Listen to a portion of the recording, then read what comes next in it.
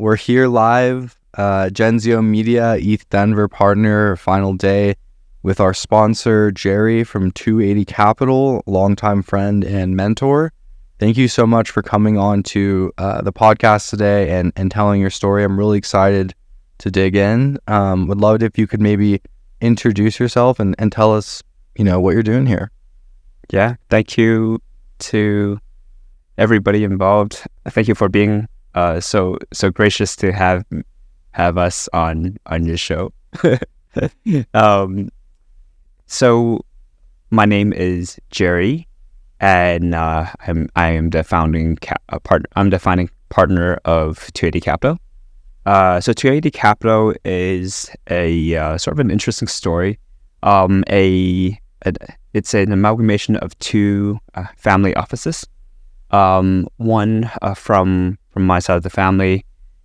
We've been long time embedded in the technology space, and my father was the founding China CEO of Compact Computers and EMC, and have been responsible for building out the entire market from 0 to 100 in the early nascent stages of the Chinese economy. The other family, the Huang family, has for a long time now, for decades now, we're sort of they've been responsible for coining the concept of supermarket in China, and sort of now own a significant market share of that business. So like the Walton family in America or something? Similar, I guess. Yeah, in southwestern and southern China. But beyond the family itself, our story really started in 2014 when the oldest daughter of the Huang family have been suffering from a chronic heart condition, where two of the valves in her heart do not perform correctly. They don't shut and open correctly. And so anytime her heart would pump, the body would sort of like the blood would retrace back from the rest of the body. And her, when we did the sleep test to test for blood oxygen, her blood oxygen was actually sitting somewhere around the 60% level, resulting in long-term damage to the brain. And by 2014, when we finally had to come around and face sort of like the consequences and talk to the doctors about this, doctors in China basically said that she only had 2 more years to live. So our quest and our journey then began, and the top minds and thinkers in China all said that we had to look elsewhere because it's impossible to perform the surgery in China. And our journey basically took us west to California, to where we worked with the Stanford Hospital. And upon entering into the emergency room, the doctors placed her under with anesthesia, only then to realize that she was actually allergic to the anesthesia that they placed in her body. And that effectively resulted in immediate fall into a 9-month coma, where she lived out of the ICU during that entire time in a different dimension. The rest is, we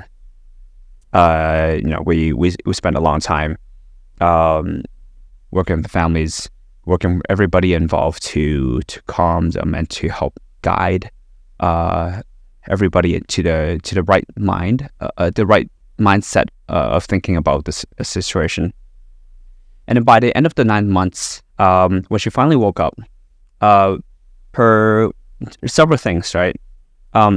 Her GI tract was completely destroyed because she was being tube fed during that entire period of time, and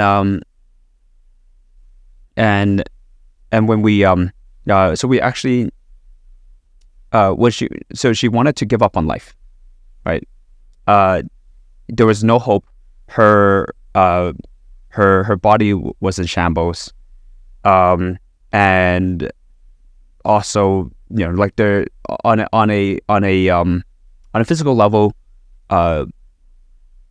she couldn't. We'll work on cutting this. Basically, she had zero intent on continuing this journey on life, and so actually we spent after she went back to China, we spent about 9 months working together to approach on discovering on trying to figure out how to continue this game.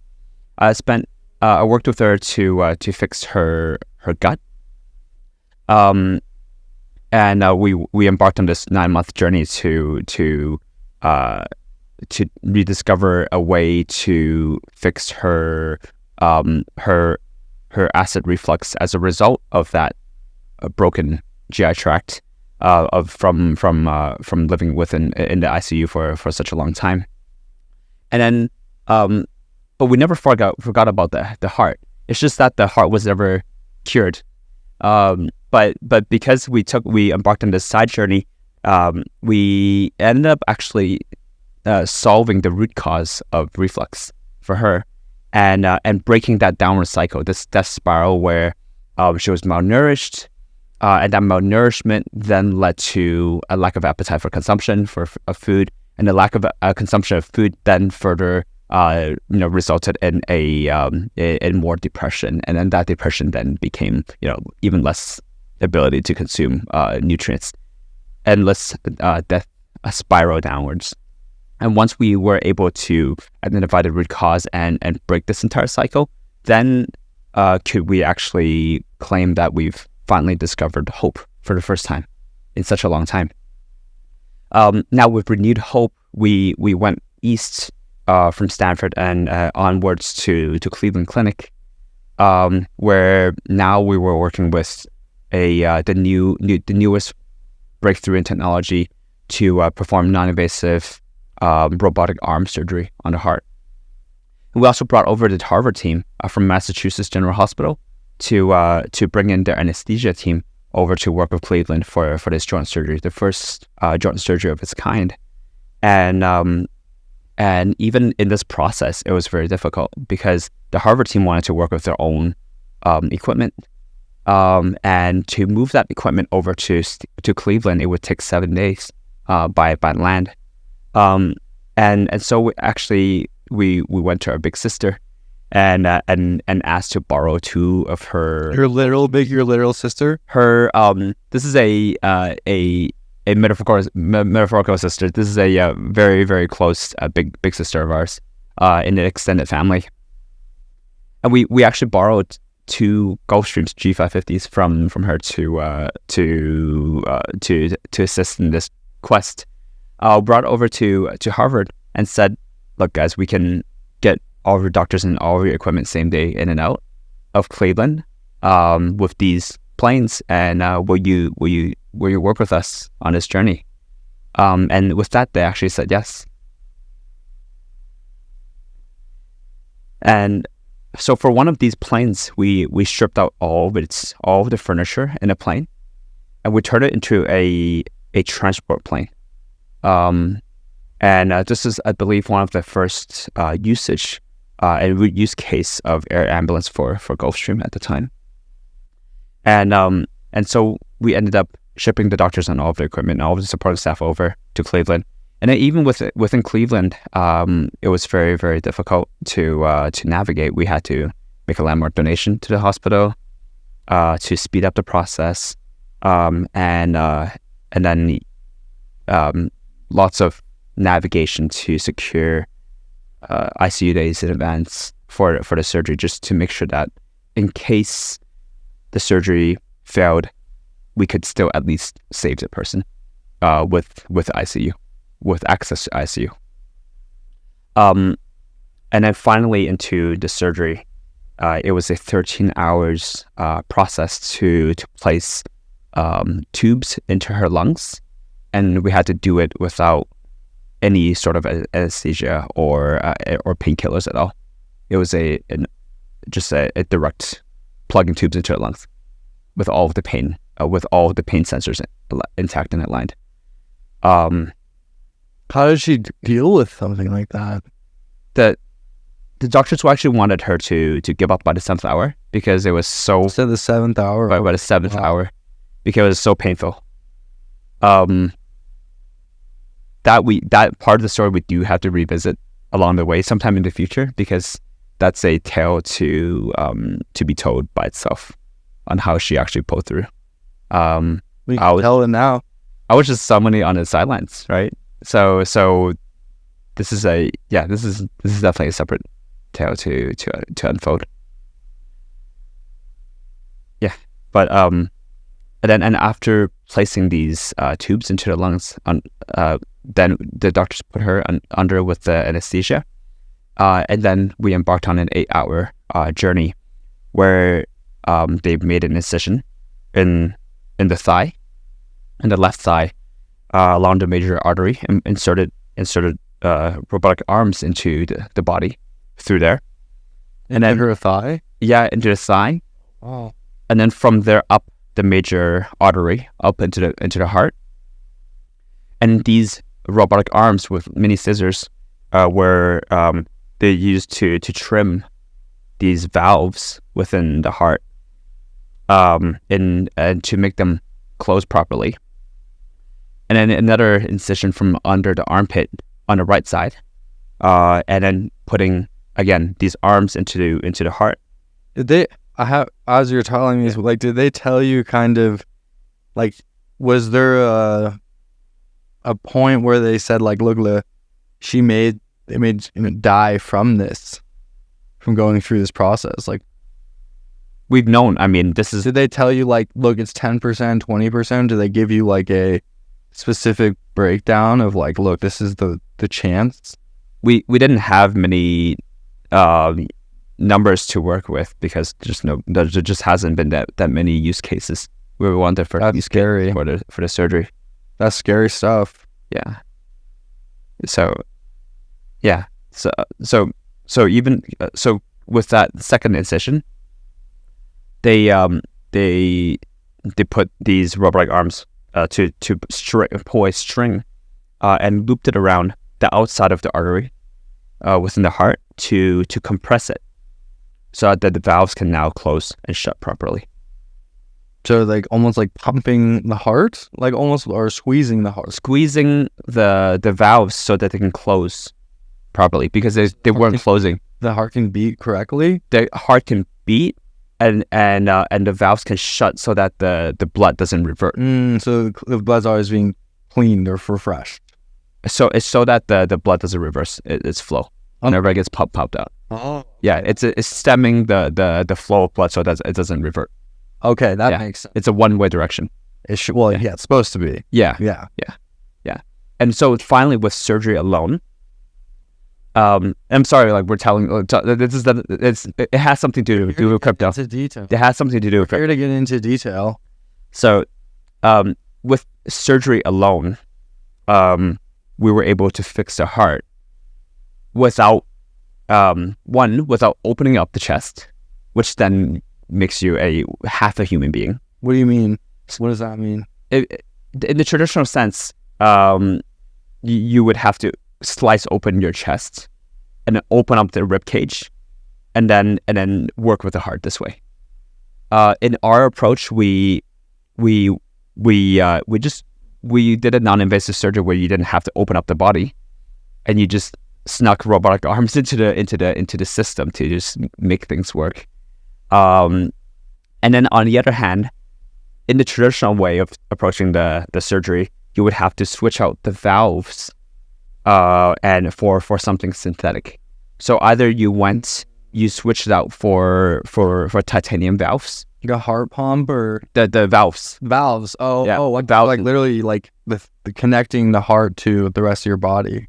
No, inside the heart, when the heart pumps, you have to have these valves shut so that blood doesn't come back and just keeps going out to the rest of the body. It maintains that pressure.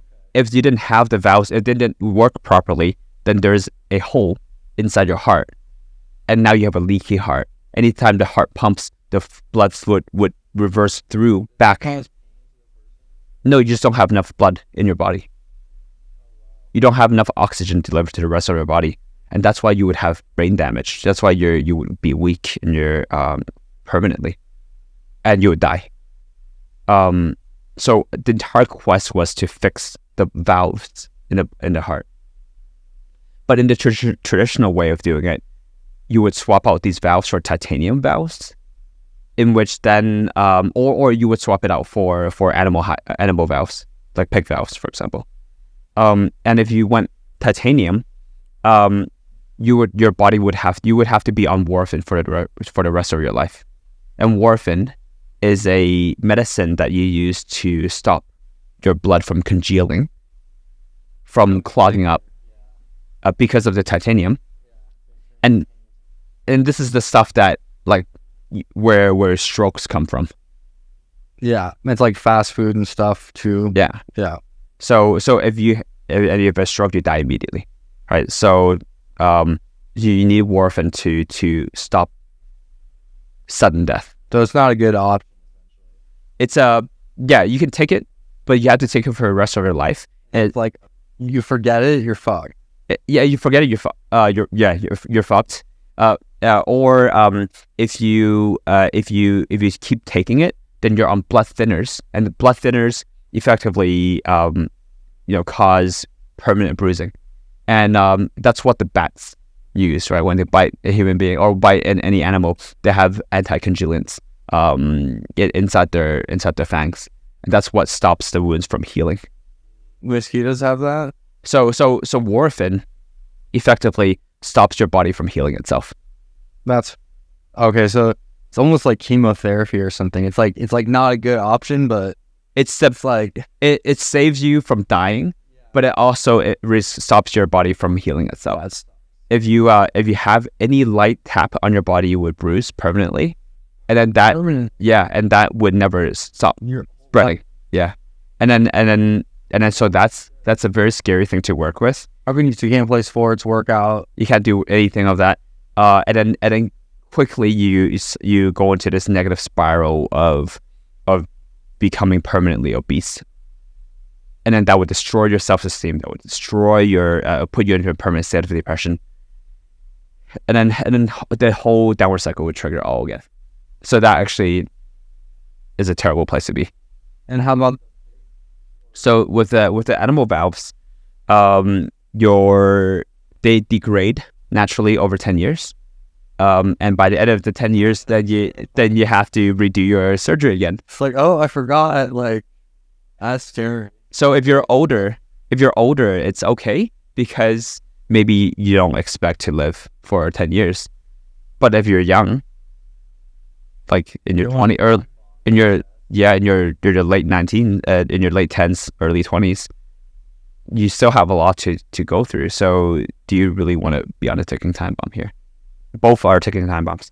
So I guess we're in debt and forever gratitude for failing the first surgery, because that actually, the first surgery would have been an open chest surgery. But instead we went through a non-invasive surgery for this. Now, what is the point of all of this story? In this quest for the heart, a lot of our wealth actually was originally generated in mainland China, and within the China ecosystem,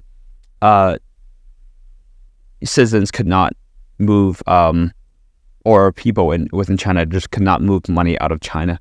There was a capital flight control in place, and each individual can only move $50,000 per person per year out of the country.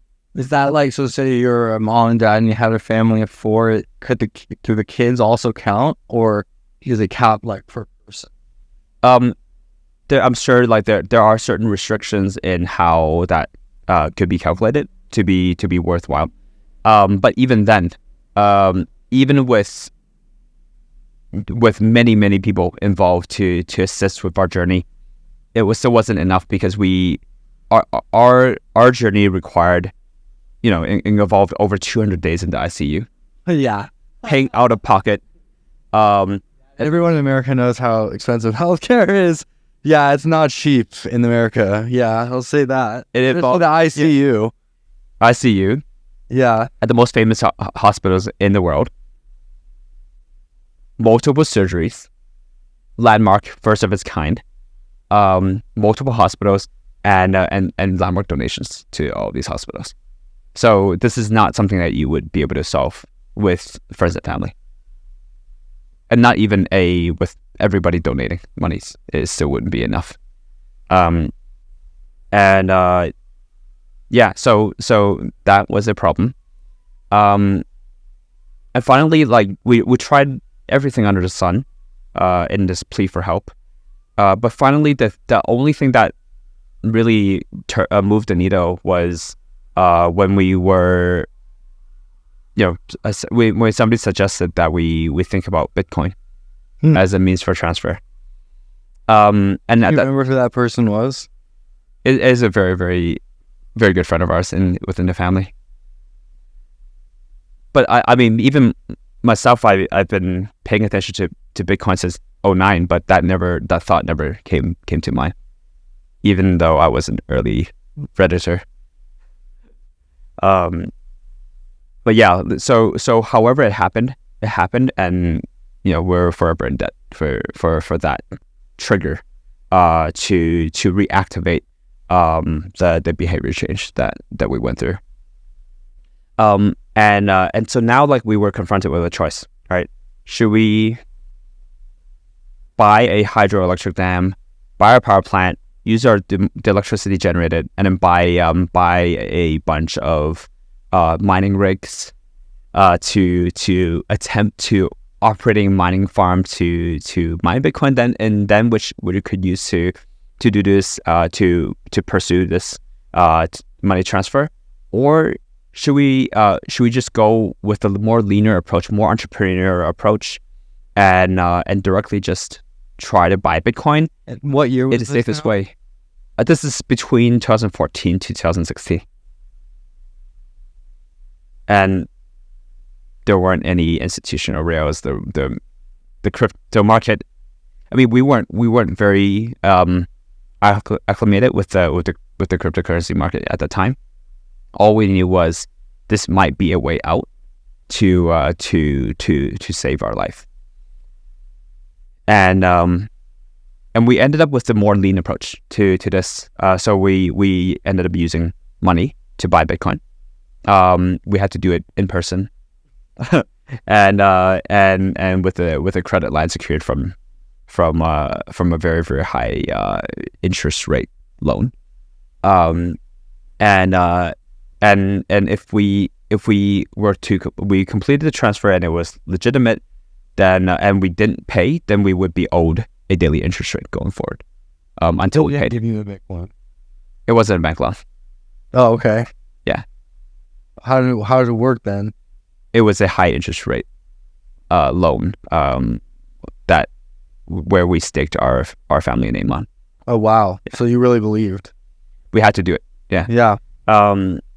And then on the other side, then it was Bitcoin into US dollar into then which were used to pay for these surgeries into the hospital. And so for in a TLDR, if it was too long of a story, in short, Bitcoin saved our family's life, and thus began our journey into crypto, into the rest of this entire Web3 movement. So essentially, you use Bitcoin as a means of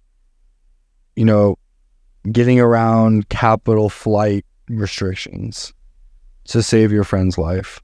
Yeah. What did the doctors and people who were there know that this is what was happening, or did anyone have an idea that Bitcoin was part of it? Well, we couldn't use Bitcoin to pay for the surgery. No, so but did you discuss this with other people, like, this is what we're doing to, this is crazy, like, or? there's a I don't think it was a very it was risky to share that information at the time. Even with the money coming from China itself already, I mean, that was known, but we were not very transparent about using Bitcoin in this process. I think this is a very, very touchy topic at the time. Okay, so take us from there to, where we are now. 280. How? Yeah. So, the name 280 actually came from it was actually the 280 highway in the Bay Area in between San Francisco and San Jose, and the first time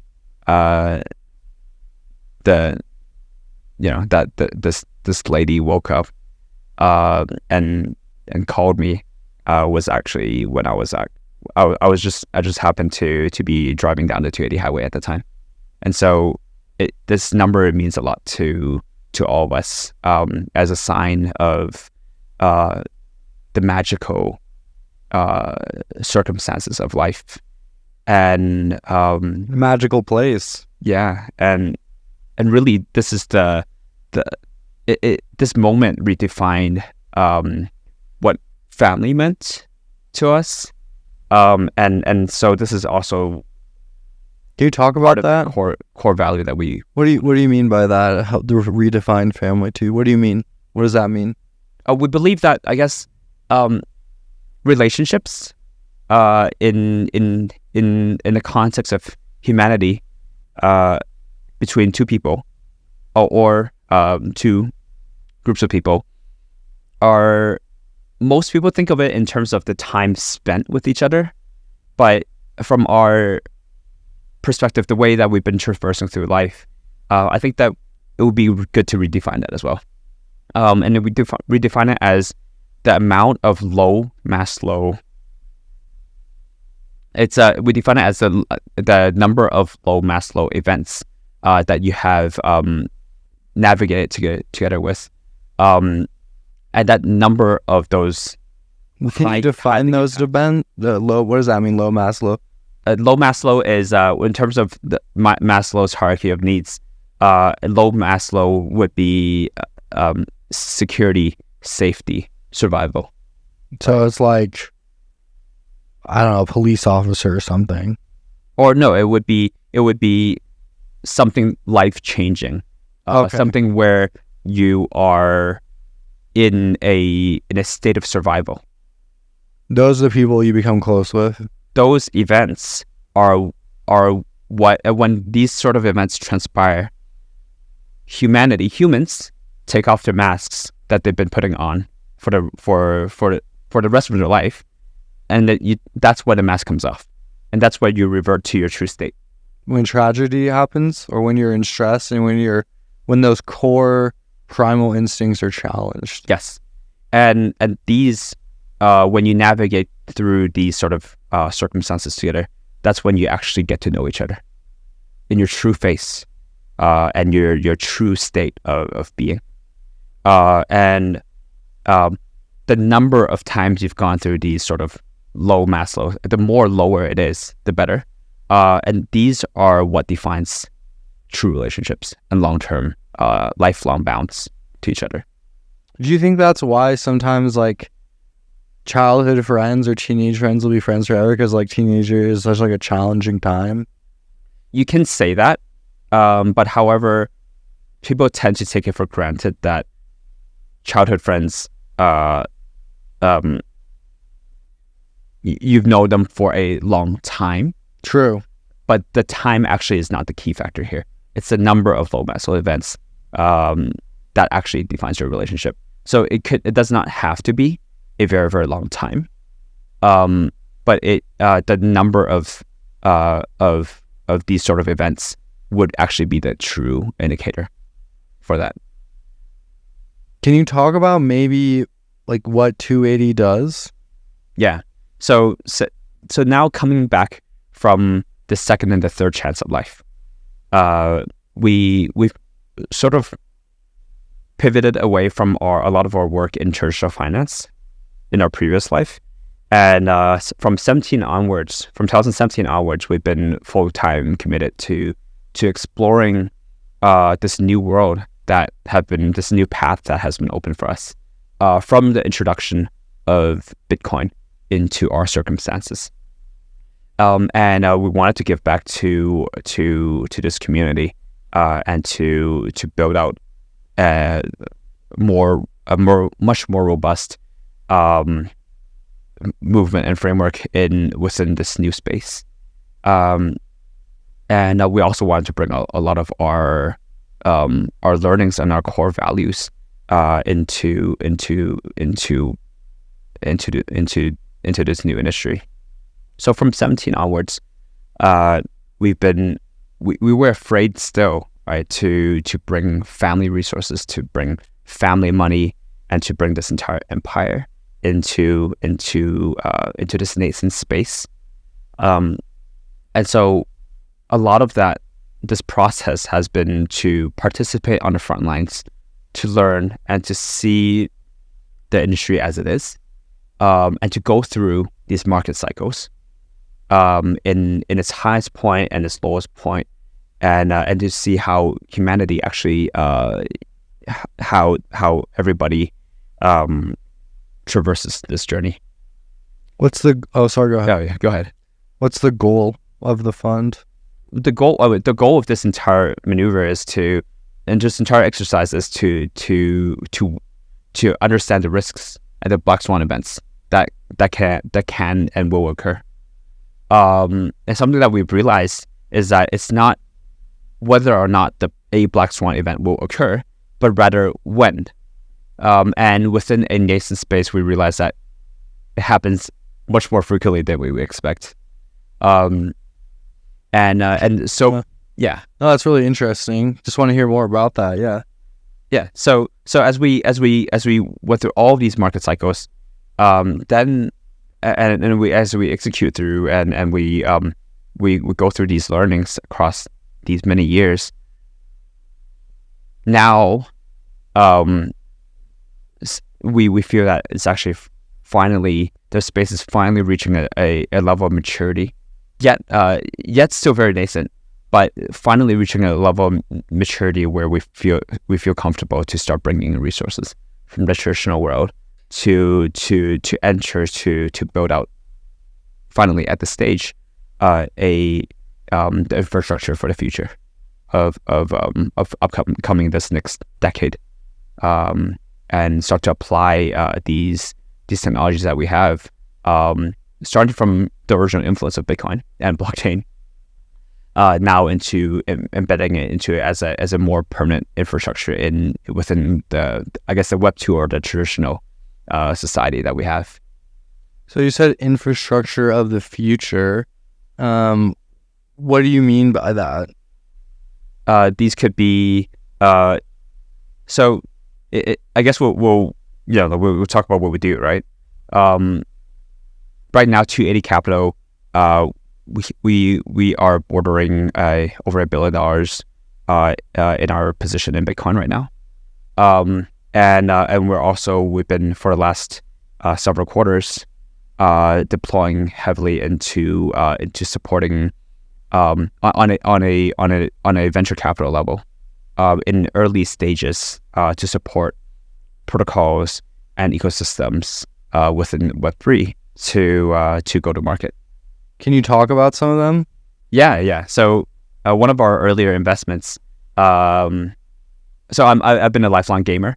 One of our earlier investments was a company called Genzio, and Genzio Games is a gaming studio built from the ground up to with Web3 in mind, to bring in a lot of the applications of the innovations and technology within the blockchain mindset, and embedding and building out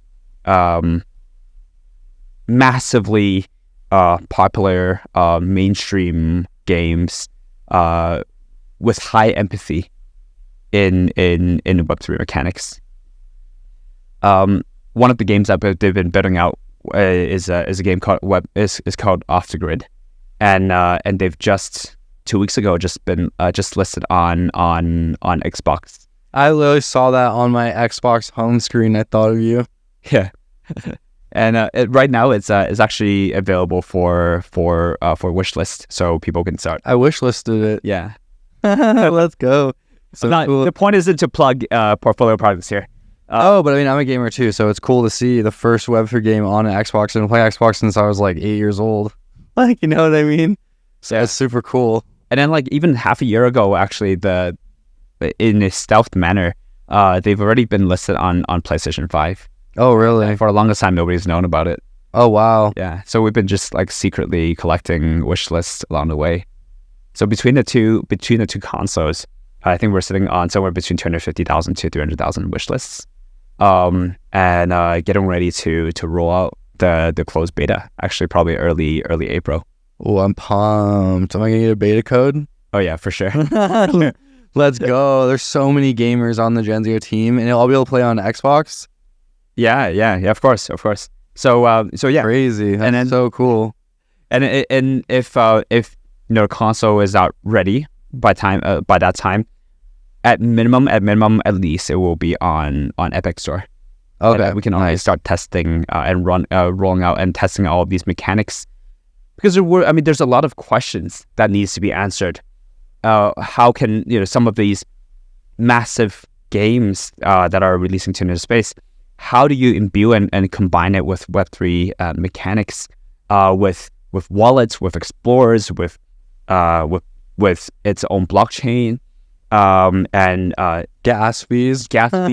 How do you deal with these assets that are being tokenized, and marketplaces, and these decentralized marketplaces that allow for people to on a peer-to-peer level start to discover true prices for these gaming assets, and have it also scale across multiple marketplaces, and how do you deal with these complex relationships between these different closed, semi-closed, or potentially open ecosystems within the traditional gaming vertical, and how do you deal with on-ramping of fiat currency, of traditional money into these games, and deal with it in a the regulation way.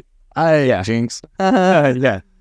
Hope we're not jinxing that, but I believe that there are elegant ways to approach this design in a way that is actually safe, better for players, and most importantly, it's not using a solution to chase a problem, but rather this, if done right, should be a model that is not predatory to the users, and also allows us to open up new business models and explore new business models to open up Web2 gaming more than 10-fold or 100-fold to a much wider audience in a way that has never been done before.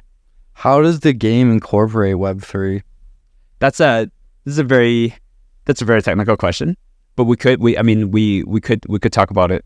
Actually, well, let's just talk about it, right? But it's not all public yet right now. So okay, we'll talk about it, and then we'll come back. Yeah, we won't publish anything without your permission. Yeah. So the game itself, because you have to understand the game itself to understand how the mechanics will be imbued into the system. The game itself is a narrative-driven battle royale, a third-person shooter, where teams of 3 collaborate together to traverse their unique storyline across a living and breathing world. And these teams are on Teardrop Island, traversing their narrative missions, while 50 other teams are on the same island. And so 150 players are all on the island, all doing their thing, and navigating their stories. Keep in mind that the island is in complete free fire mode, so it's open PvP. open player versus player. Any other team can shoot any other person, any players from any other team. Oh, your own team. And I'm guessing we'll see about whether or not we allow. But I'm guessing their friendly fire is there as well. This is okay. Can you talk? Because what's the narrative? Like, that's really the kind of thing I'm interested in. What do you mean by like they were playing their own narratives, and do they change like game after game? So you are a 0, and you are a somebody who's in this post-apocalyptic future. You are somebody from the gutter, from nobody, and you're trying to make your way up. Similar to when you think about like how the narrative storylines of Cyberpunk 2077 are constructed. It's from rags to riches story. The world is set in a post-apocalyptic future, and where many years of future, the first space elevator has been constructed with the advent of new ultralight, ultra durable materials, and now like the humanity has sort of like seen rampant advances in technology and new energy. Is that why the name of the game, like Our Worlds? It's called Off the Grid. Off the Grid. Sorry, I got it. Yeah, Off the Grid. That's sorry. Yeah. And it's the grid is actually referring to Teardrop Island. Okay. And Teardrop Island is actually, even though it's an island, it's actually located somewhere on the equator. And where it's actually on the highest elevation from, not from sea level, but from the center of the Earth. So it's actually the point that is highest to space. Well, and that's actually where they constructed the space elevator to start all of this futuristic technology. Basically to start harvesting resources from the outside, beyond Earth. So literally a space elevator. Yeah, I want to take that. Well, yeah, you can go and discover it inside the world. Yeah, it sounds really cool. It sounds like Willy Wonka's like Great Glass Elevator, which is like the follow up to the Chocolate Factory. Yeah, super cool. Yeah. Sorry, go ahead. Yeah, so we film within the world as well. So we've been releasing feature films, feature short movies, and everything. Just having it embedded. Everything embedded within the living, breathing world that we've been building out. So in Off the Grid, like how many people are on one island, or like Teardrop Island at a time? It could be in the hundreds. Hundreds? Yeah. Oh wow. So think. Keep in mind, and does everyone spawn in at the same time? So these are for specific design decisions that we'll finalize. So it's still to be determined. And keep in mind that the narrative may change as well. So nothing is set in stone. So everything here set today is just the opinion of Jerry, not Godzilla.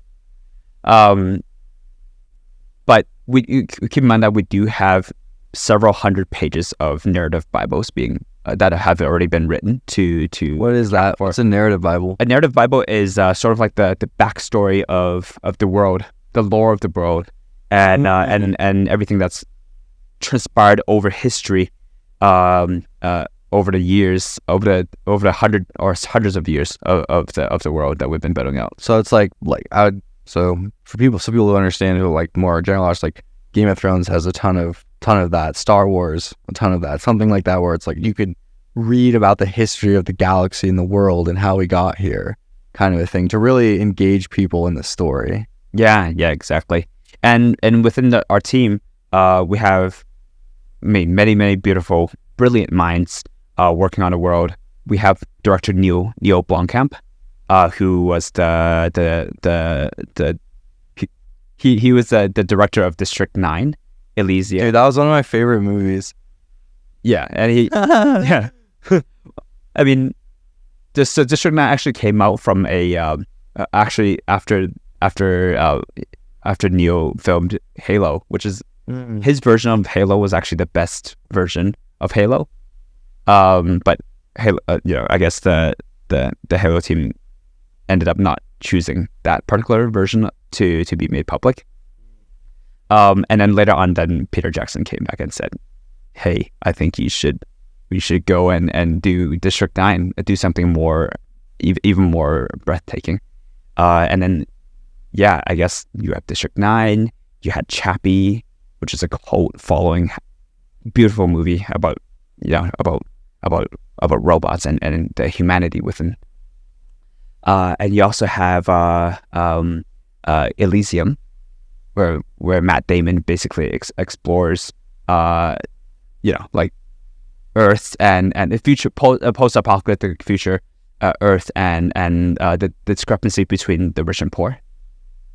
And Sharlto Copley, who is playing as the lead role in District 9, and also in Elysium as well. He is the main villain in Elysium. Sharlto is also on the team, and working with us very, very closely to build out the world of Off the Grid. And then also most recently, there's the Gran Turismo movie that was in the theaters. That was like literally my cousin's favorite movie. He loves that movie. He loves it. He's like 13. He's like obsessed, bro. He's obsessed. So yeah, I mean, this is the call out to everybody who's to the gamers and gamers in our journey. Gamers are this is if you're a gamer and you self-identify as a gamer, you have a special power, and all of the most brilliant minds that I've been working with over this last decade have all come from hardcore gamers at heart. I agree. Yeah, I love gaming. I know you do. I have so many. I have like every board game imaginable.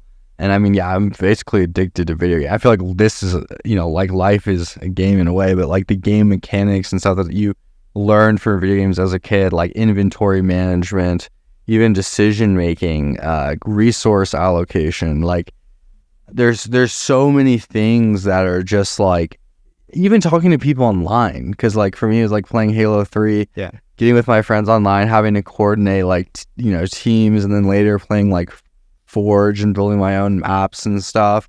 There's a lot of creativity and like curiosity as well as passion that goes into creating games. I think some people miss that. Like the people who build these games, like you described, like they're genuinely passionate about building something cool, exciting, new, fresh, and engaging. Like they're not clearly they're not doing it for money. They're all already successful, How when you talk to some of these like legends in the space, when you talk to them about Web3, what was the reaction like? Or did they kind of already know, going in about Web3 before they got involved with the project? I mean, so there's also the core team behind Godzilla. You also have Vlad and Alex. They knew coming in to doing gaming that they wanted to imbue elements, all of the most interesting and most novel elements from the Web3 space, and imbuing inside the game. So they came in having high empathy, but they and the rest is just how it's just a process of embedding these mechanics and these systems, and having it work perfectly in harmony to the underlying game world and the underlying lore of the world, to make everything contextually aligned inside the world.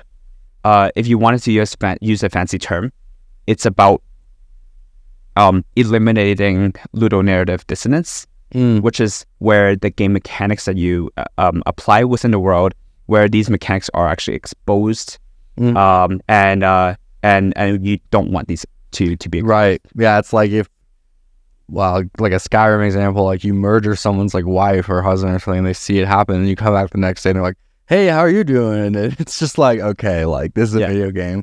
Yeah, you don't want to at any time. You don't want your audience to be taken out of the story. Taken out of the story. Yeah. And when you think about, I guess like you want your audience to be engaging in the world in a state of suspension and of disbelief, Yeah. and you want them to continue to be suspended and reacting and engaging with everything on an emotional basis. The moment you expose mechanics and you take someone out of their immersion and their suspension is when they start interacting with all the content on a logical level, on a purely logical mercenary level. Is that why play-to-earn games fail so much? Yes, exactly. Play-to-earn games fail because the mechanics are so raw and have nothing to do with the underlying game world. And the underlying game world also is not particularly appealing to have the audience remain suspended in disbelief. So under this construct, the model doesn't work because everybody is just looking out for their own interests, but in a way that is logical but not emotional. Can you talk about maybe some of the other investments that you have made or that you're looking to make at Capital 280? Yeah. But on Genzio itself, just to wrap up, not only have we made an investment, but we've made the first investment, major investment, at a point where the team we did not even have a video. That's crazy. We only had a storyboard. No way. Like a whiteboard? We had a storyboard, just a storyboard. hand drawn illustration of the world. Holy and crap. We had that to work with. What do you mind saying how much you invested off that? We made a major investment. Yeah. Like 7-figure range? Yes. Off a drawing. Off of a storyboard. Wow. But the team, it was also because of the not just because the team was famous, ex Crytek Kyiv, but also because that the people within the team, these were people that we would be willing to fight a war with, and we would live and die with. Why? It's just the level of not just the thinking, but also the sense of loyalty to family. That was sort of like the very, very tight bond that the team had within, and we wanted to we wanted to be a part of that family, and we wanted them to also be a part of our family. So because of that, over the years, I've also joined the team on a founding level, and so that's why I also sit in the team as Chief Innovation Officer, as part of the core team to make this dream a vision and this dream a reality as we get closer to launch.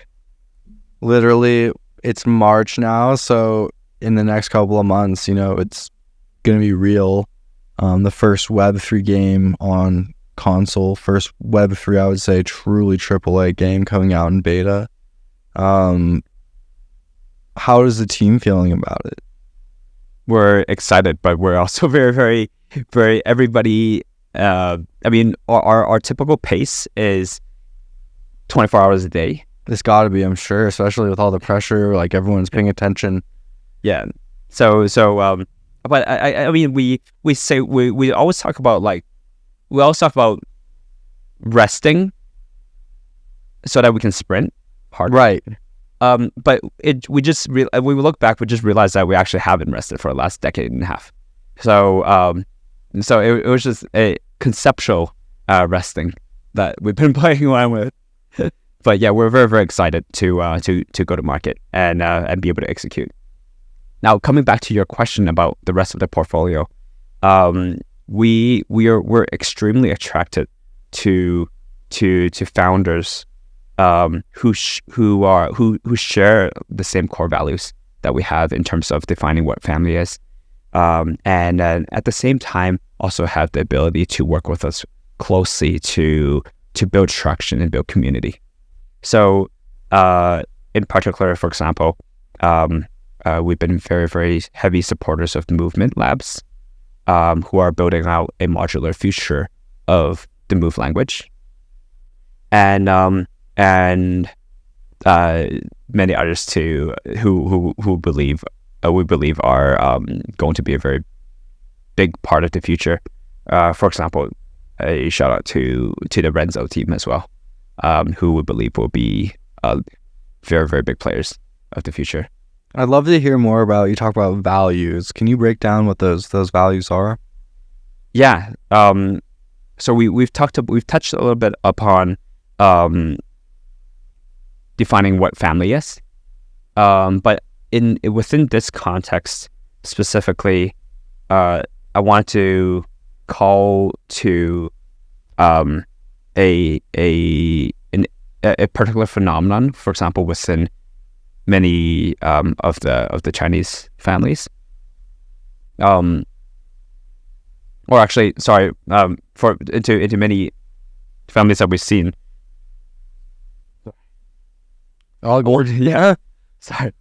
Yeah, I wanted to call attention to a lot of the family structures that we've been seeing in society, where members of family are saying that we must be aligned when we interface with the public, and within in this move in this exercise, they're effectively containing all and amassing all of the negative energies and keeping it within the family, in order to construct this consolidated outward Consolidated faith. front, basically.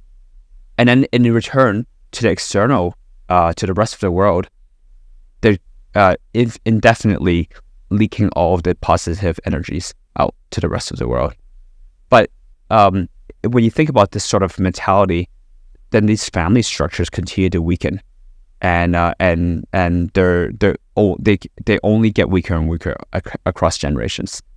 And we sort of want to break that. Why though? It's just a phenomenon of a society, especially within the Asian society. This is a commonplace. Basically, any Asian family you ask, they would agree. Can you explain why? It is most likely to do with the upbringing, the living through survival states, where like post-war, and where a lot of families had to reconstruct from very, very humble beginnings. When is this? Just so you can kind of talk about this. This is fascinating. A lot of people don't know about this, I'm sure. Yeah, post the last major war, right? So this is like over the last 50 years. Post World War II. Post World War II. And so you think that mentality of survival brought people together? It brought people together, but at the same time required everybody to consolidate on a united front. Because if you didn't, then you there could be significant problems for your family, and it could spell the end of the family. But in this movement, then these families are accumulating all of the negative energies within. So they argue amongst themselves. They don't air it out, and it becomes more like toxic. Yeah, I don't know if that's a good way. Exactly that. I'm not saying that this is my family. My family is wonderful. No, I didn't think that at all. I didn't think that. Or is he just showing the front? No, just kidding. Just kidding. But this is something that is very, very heartfelt, because what we wanted to turn this into modes of family building whereby we're redefining not just blood but also non-blood families, and that we should be keeping positive energies within the family.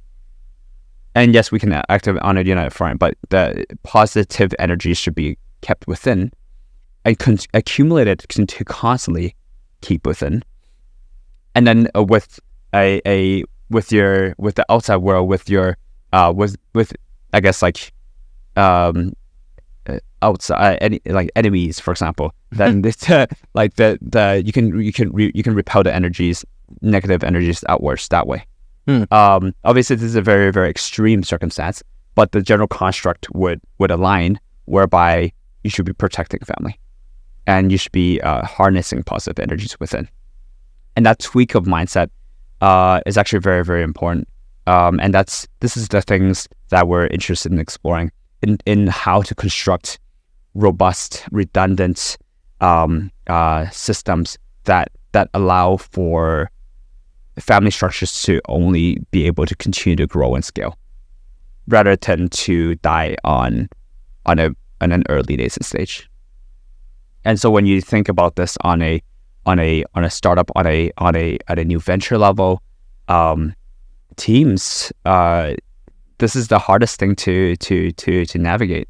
Teams break when they're early. At the moment people start facing higher valuations, interfacing with higher amounts of money and resources and power, you're challenging your base nature.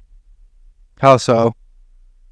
What do you mean by that? Because don't you want to be more comfortable? So isn't it kind of just at every stage of life, at every stage of touching new amounts of money, touching new amounts of resources, as a stage when you challenge yourself, and whether or not you would still want to work with your other co-founders or other partners within your construct. I can definitely agree with that. Yeah, because it becomes really challenging at times when you start to grow, and then you're like, okay, you notice where the weakness is when the growth happens, because it stretches things, and the things that break are like, you notice it. I agree. Yeah. And then human nature is greed, right?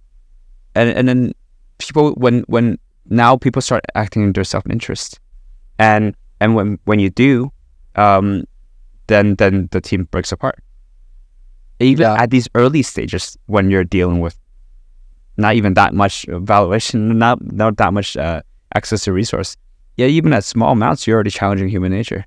So the quest here is, if we're going to be building some of these largest ecosystems, these largest projects, these largest companies, and company is actually not a good way to think about it, because you can always set up companies, right? But how do you bond everybody together to continue to build a movement together, and not branch off and do their own thing?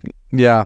So these are sort of the most interesting concepts and questions that we're looking to solve, and to look for ways and new ways to bring people together in life. And you believe Web3, or like the technology of Web3, helps solve some of these problems? I would say the technology of Web3 is interesting. I would say the Web3 movement is because it's such a phenomenon where technology and financial markets are so closely intertwined, and that the feedback loop is so significantly compressed that the iteration cycle is 100-fold, 1,000-fold, 1,000,000-fold faster and shorter than the traditional space, that we get to explore much more of these challenges to humanity, to human nature, to greed, to base desires on a much larger scale. And so if there are ways to navigate to bring people closer together, this is the best sandbox to do it in.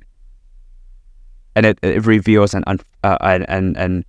unfolds. It reveals and highlights all of these the problems of humanity much faster. Yeah, it's like something it's not going to work, doesn't work much faster, blows up and fails, like Terra Luna or something. Yeah. It's like a speed run of economic systems and game incentive. Yeah. It's really interesting. What else are you investing in? I think we'll find out more. Everybody will find out more as we continue. Yeah. And many to come. But the high level thesis is, if there is something that requires our presence, and something that we can add a lot of value to on a very hands-on basis, then we will do it, and we will participate in that ecosystem. What would you tell like young founders who are starting companies? Everything that we've been just been talking about. So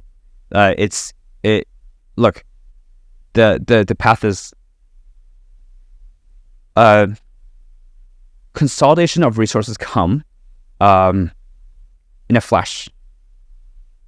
It never is what most people think it's a slow grind and build and doing the and that you'll eventually get there.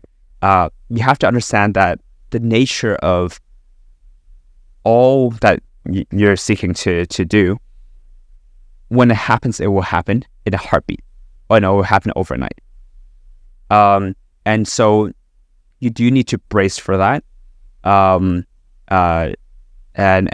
be ready, because the moment it happens, you can't turn back anymore. But just as resources and power and money come, they also go in the exact same way. And so if you don't understand why you're able to get to where you are, you will lose it just as quickly as you gained it. It's like getting the right answer on a math problem, but actually knowing how to solve it. It's like, oh great, you got it right, but good luck next time. Yeah. What like keeps you, I guess, like, is there anything that kind of, I don't know, you don't like in the Web3 industry that you see a lot of? Well, I mean, this is just the humanity, right? So Web3, because of its very unique nature, reveals a lot of lower Maslows, reveals a lot of truths or true faces, and that, well, it's not that I dislike it. It's just that this is what it does to people, and from these circumstances, then we get to pick and work with the right people to build out the future. And for all of the people who are chasing after self-interest and greed, I hope that when we build the right successful teams, and we continue to support people with good core values to the limelight and bring them to the public, that the rest of the world can also take notes and work on core values that are strong and future proof. And in this process, we hope to help everybody grow as human beings. If someone wants to get like in touch with 280, how would they do so, like, for investment? Come to you. Come to me? Oh man, I don't need to do that. Yeah, but we're easy to talk to. We're going to be everywhere. We have no ego. And or stop by the 280 house in Silicon Valley. We're right next to Stanford. And what is this house? What's this 280 house? It's a very big house, with lots and lots of creativity embedded within. What's really big? Like, is it like 10 bedrooms? It's not that many bedrooms. It's 2 acres. 2 acres. 2 acres. 12,000 square feet of built property. That's huge. Okay, so it's like you could have like probably like 100 people there comfortably. We could have the last event that we hosted at home was about 250 people.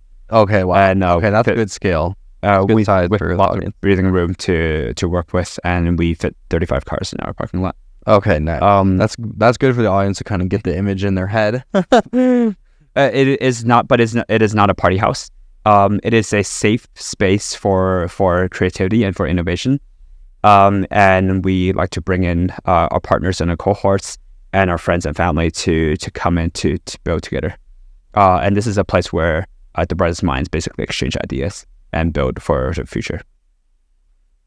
How do you kind of like, when you make them, how do you kind of like talk to different people in the community? Like, do you just kind of open your door? Like, how do you know that like someone is not who's like not the best character isn't gonna like show up? I mean, how do you kind of filter something like that? I think you find out pretty quickly. Yeah, how like, because once they're in, they're just an asshole. If you have ego, I mean, everybody would know. So we build out our cohort very, very carefully, and so the people that remain are always very, very well natured, very kind, and loving and helping people, and yeah, a different culture fit, an antagonistic, self-serving interest mercenary sort of vibe would stand out significantly from the crowd. That's really interesting. How do you do you host like different kinds of events there and stuff? Like, do you want to talk about kind of like the different stuff that you do there? Yeah, we host dinners, lunches, events. Oh man, non-alcoholic, alcoholic and non-alcoholic, primarily non-alcoholic, workshops, sessions, salons, at home, and it from all scales, workshop, incubations, hackathons, everything under the sun that you can think of. We do it all at home. Do you live there when you're not traveling? Yeah, I live there, but so do many people. That's so cool. And like, do people kind of come in, like stay for a while and like hang out? People live there like year round, kind of a mix, or? Yeah, always. People love to come by. I mean, a lot of teams are already flying back and they're already there. I'm not even there yet. Yeah. So I'm like, take my bedroom, do whatever. But everybody who's at the house can represent the house. And that's sort of like the vision that I look to build out. It's like the community's house. Yeah. This is the core values are there. And once it's ingrained and the community where everybody's living and breathing these core values, eventually you don't need me to be there. Yeah, that makes a lot of sense. It's almost like ETHDenver. Like, I talked to John Poller, like founder of ETHDenver, the other day, and he was like, 90% of the people at this event have no idea who I am. Yeah, and but the vibe's still good. Yeah, this is beautiful, and this is what it's worth to strive for, to struggle for. Do you think that it takes someone like that and like yourself, John, to create these really immersive, positive environments to be sort of like, does it take kind of like a different kind of person? Are most people like too selfish? Like, what stops someone from kind of wanting to do these things? I think, I mean, so in our journey, we've come to the realization that when you do die, and you can die at any moment. Yeah. And sorry for the grim outlook, right? But no, it's true. And when you do, you can't take away any of the money. You can't take away any of the beautiful houses and fancy cars and watches and all of this physical things that you have on a material plane. And but what you can take away potentially are the wisdom that you've acquired, the experiences that you've acquired through this journey, and this is sort of like the only thing that's actually worthwhile in this journey of life. It's like gaining knowledge, or sharing knowledge, or gaining knowledge, and sharing knowledge, and trying to do things that no other human being in all history and future across all different parallel universes have done. And if you're doing something that is sort of like breaking the mold, or if you're understanding more about the nature of reality and the humanity itself, and understanding yourself, then these are all worthwhile pursuits. And is it that people are too greedy? It's actually not. It's actually that people just haven't experienced that the beauty and magic of navigating the world with the understanding of all that is. How do we kind of, I guess, shift more towards this on like a global scale? Because like, I mean, not everyone can fly and stay at your house. You know what I mean? Like, how do we kind of bring this out into the world, you know? We would do it through execution. We do it through work. We do it through just by showing people that it can be done. Yeah. Like you mean within the things you invest in, the projects you build, the people you help, like, can you talk more on that?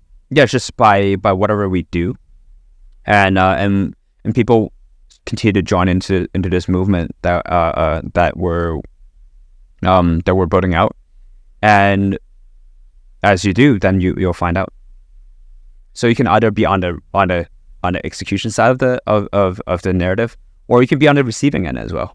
And either way, once you're in touch and you've been in contact, then you'll understand that how powerful this is.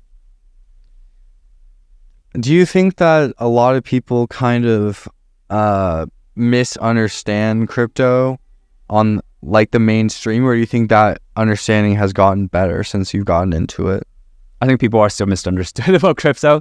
Most people, their exposure to crypto is still based on a delta on a rate of change of price, because that is sort of like the thing that appeals most to everybody who first initiated. It's a human nature. When the number gets bigger, you're like, I want to make more money. Yeah. Oh, this thing is pumping, so it's making money. So therefore, it's grabbing my attention. So that's usually the first entryway, the first onboarding and segue into crypto. But once you're in, then hopefully then you can find a path to something that makes sense and allows you to learn the true nature of it.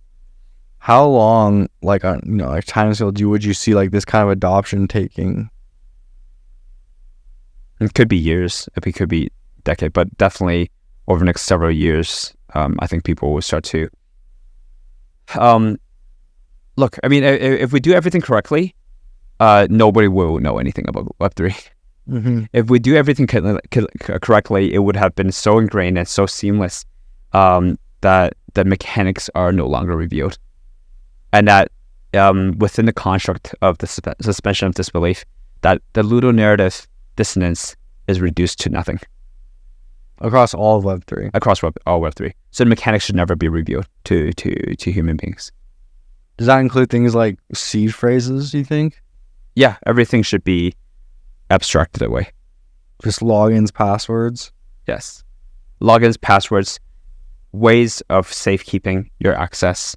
And definitely there will be more innovations along this way that we can't even imagine. Is there any specific like chains or ecosystems that you're kind of like more bullish on? That I'm not going to comment on that. I think that's going to be we'll find out more as we continue forward. Like, can you even talk about like Ethereum? Ethereum is good. Ethereum has a lot of consensus. A lot of builders within this. It is the first one, and also the one with the most traction.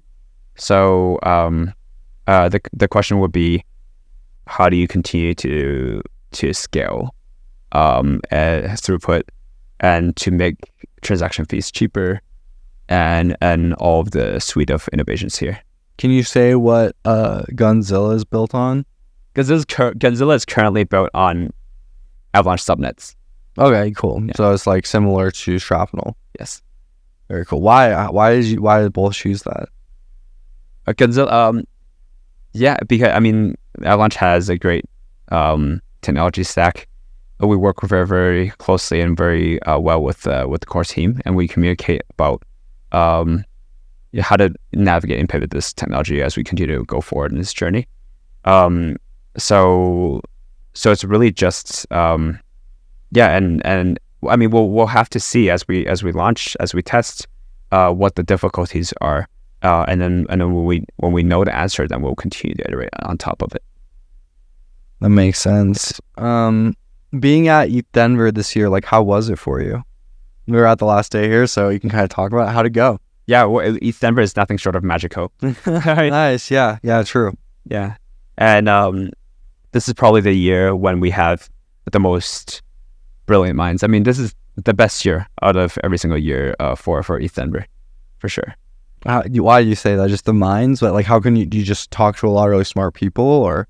Yeah, the minds, the caliber of the people that are here, all concentrated in this city, has been nothing short of ridiculous. And yeah, this is the best ETHDenver so far. What would you tell people who are watching this, if they are maybe not in Web3, about coming to ETHDenver? Come to ETHDenver, experience it, and come every single year.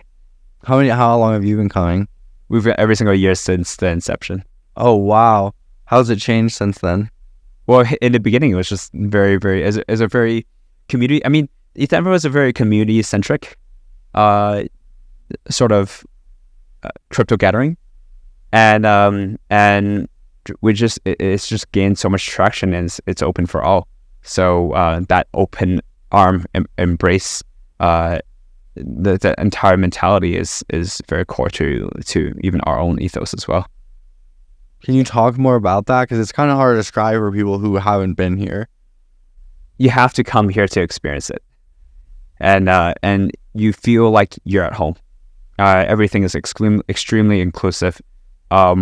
People are willing to just build on the fly and build, not only building technology, but also people are building places together, and everything is just ad hoc in its rawest form. So it's this is the peak creativity in all of the crypto conferences. There's no sense of ego in any of that process. Yeah, I agree. Was there any projects that really stood out to you that you saw at the event? Yes, many projects, but we're not going to be talking about individual projects. Well, if you're watching this, it may be you. No, just kidding. Well, we've talked on like a variety of different topics. Is there anything else you kind of want to cover? I think we've basically covered most of the topics. So I think this has been very, very fun. What else do you want to cover? My lumbar support. My back is breaking. Okay. All right. With that, we'll wrap it up. Thank you so much, Jerry, for the epic podcast / interview. How long was this one? Wow, that's like literally like a feature-length film. So let's get it. Thank you so much. We're going to be doing a lot more of these, I hope, if you'll talk with us. And yeah, see you guys soon. Any last words? Thank you, ETHDenver. Thank you to the Genzio team. We love you. And treat you as part of the family. I'm very, very blessed to have you on board. Likewise, we love you guys too. Thank you again for sponsoring 280. They literally helped make this happen, and we're being able to provide all this amazing content for ETHDenver, the family. It is really a family. I'm glad that you feel the same way. And as kind of their chosen media partner, it's an honor for us to be able to do this. This is our second year, and we're going to be doing it again next year. So it is nothing. It's truly magical. I mean, it is truly magical. I've been here already like 2 weeks, and it's been probably the busiest 2 weeks of my life, but it's also been probably the most rewarding, most interesting. I've seen people I haven't seen in so long all together in 1 week. People I've, wanted to form relationships with, had so many deep conversations, connections. Even this conversation we've had for an hour and a half, I'm going to be thinking about it, I know, for a long time into the future as I kind of rewatch this, and people at home watch this as they get home from ETHDenver. It's been a whirlwind of the last couple of weeks, honestly. I was so grateful to kind of have this be our final kind of recap premiere, and I really hope that we can continue to talk with you in the future. Yeah, absolutely. Awesome. Thank you so much, guys. Cheers.